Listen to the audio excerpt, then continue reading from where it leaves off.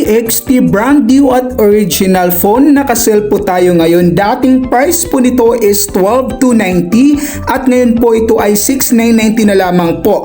Ang may enjoy nyo po sa features or specs po dito sa cellphone ito. Ito po ay 8GB RAM na po at naka 128GB storage na po. At pwede ka pang maglagay ng external memory card up to 256GB. Optional po yan kung gusto niya po magdagdag ng memory card.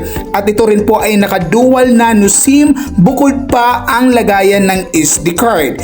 Ang kanyang design naman po ay tinatawag na 3D curved glass design. At ganito naman kalakas yung kanyang speaker, check natin.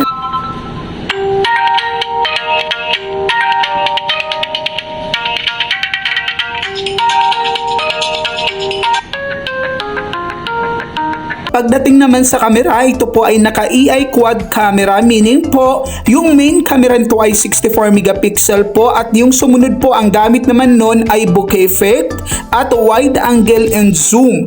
Yun po yung purpose ng tatlong extra na camera. 16 megapixel na pala ang front camera nito, kaya naman malinaw kapag ikaw ay nagsiselfie. At pagdating naman po sa pagkuha ng video, ito po ay may features na stabilization. Ibig sabihin po mas banayad yung kuha mo ng video or hindi po siya magalaw. Actually, itong pagkuha po ng video ngayon ay nakaset lang ito ng 30 fps. Ibig sabihin po noon hindi pa siya totally nakaset sa 60 fps na kung saan mas smooth po yung kuha dapat ng video. Pero as you can see, 30 fps pa lang yan pero napaka-smooth na po ng kuha yan. How much more kung linagay ko pa yan sa 60 fps? Di mas lalong mas maganda ang kuha ng video.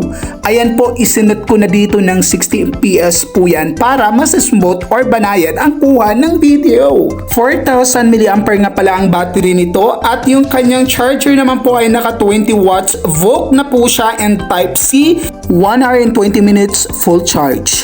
Para sa mga gamer naman po, sinubukan natin ang Mobile Legends. Napaka-smooth ng magiging experience dito at sobrang ganda ng graphic quality niya.